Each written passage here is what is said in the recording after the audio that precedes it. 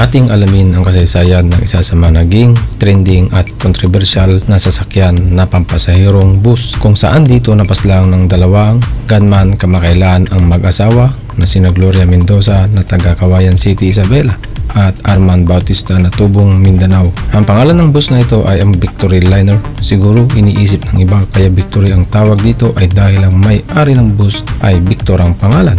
At kailan ba nagumpisa ang bus na ito na nagbibigay ng serbisyo sa mga milyong pasahero nito? Ang Victory Liner Incorporated ay isa sa pinakamalaking kumpanya ng bus panlalawigan sa bansang Pilipinas. Ito ang tanging kumpanya ng bus na may pinakamaraming destinasyon sa Hilagang Luzon. Ito ay naging produkto ng pananakop ng bansang Japan noong panahon ng ikalawang digmaang pandaigdig. Nagsimula ang ikalawang digmaang pandaigdig sa Europa noong Setyembre 1, 1939 nang salakayin ng Alemanya ang Poland. Ang Great Britain at France ay tumugon sa pamamagitan ng pagdideklara ng digmaan sa Alemanya noong Setyembre 3, 1939. Tumagal ang digmaang ito ng 5 taon na nagdulot ng pagkasira ng maraming ari-arian at milyong katao ang nagbuwis ng buhay.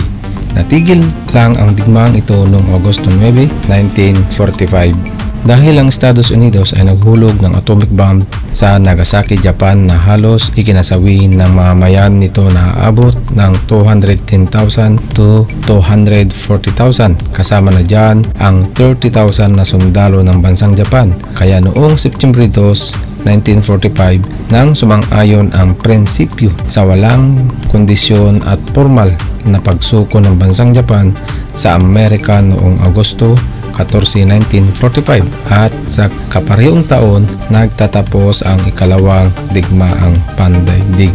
Ang pangalan ng kumpanya ay hinango sa salitang Ingles na Victory na sinabi ng isang sundalong Amerikano na nagpapatunay ng tagumpay ng Estados Unidos sa ikalawang digmaang pandaigdig laban sa mga Hapon. Ang pananalitang iyon ay nagbigay idea kay Jose upang ang maging pangalan ng kumpanya ng bus ay tinawag ito ngayong Victory Liner ni Jose I. Hernandez na isang mekaniko at sole founder ng nasabing kumpanya. Ang pagkakatatag ng Victory Liner ay nagsimula kay Jose Hernandez na isang mekaniko. Nangungulikta siya ng ilang spare parts tulad ng makina at mga piraso ng bakal galing sa mga sira at abandonadong mga sasakyang pamilitar ng Estados Unidos. Naisipan niyang gawin itong isang truck upang magdala at magbenta ng mga produkto tulad ng mais, bigas, mga gulay at homemade na sabong panlaba.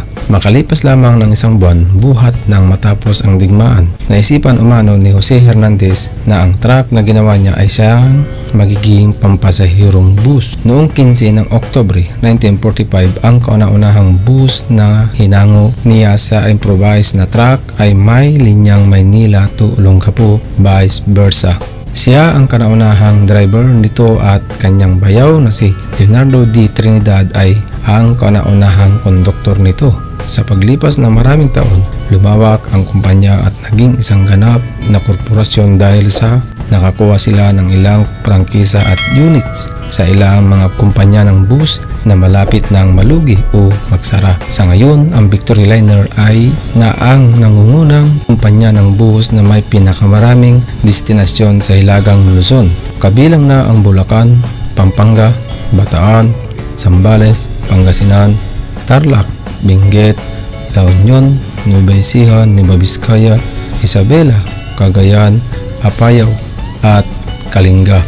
Ang pangunahing opisina nito ay matatagpuan sa makasaysayang lungsod ng Caloocan at ang eksaktong address nito ay sa 713 Rizal Avenue, Extension Barangay 72, Grace Park West, lungsod ng Caloocan, Metro Manila. Sa ngayon, mayroon nang tinatayang 1,000 bus ang Victory Liner batay sa iba't ibang modelo. Ang ibang unit ay pawang mga rebodied or binago ang disenyo ng katawan ng bus sa pamamagitan ng general repair upang magmukhang bago at mula sa ilang pinagkakatiwalaang manufacturer ng mga bus gaya ng Santa Rosa Motor Works Incorporation, Del Monte Motors Corporation, Hino Philippines Incorporation at Almasura Motors.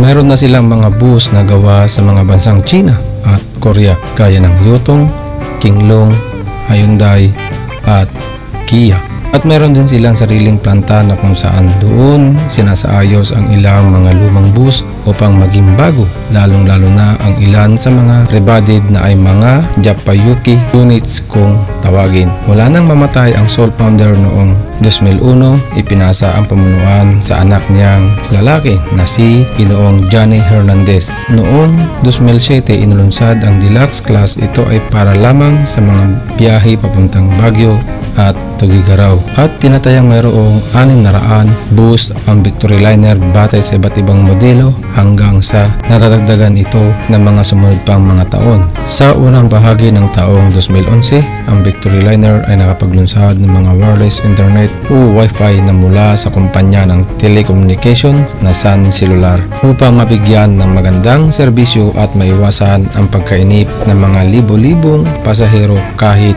mahaba o maiksi ang biyahe. Nawa nakapagbigay muli ng inspirasyon sa atin ang kwento ni Ginoong Jose Hernandez na nagumpisa sa isang unit na sasakyan na panghanap buhay. Dahil sa dedikasyon at mabilidad na pamamaraan ay nakamit niya ang tagumpay. Kahit siya man ay pumanaw sa mundo, iniwan niya ang isang kasaysayan na nagbibigay ng pag-asa sa bawat taong nagnanais na makamit ang kasaganaan sa buhay. At ito ay naipamana niya sa kanyang mga anak na puspos ng progreso. Maraming salamat. Paalam.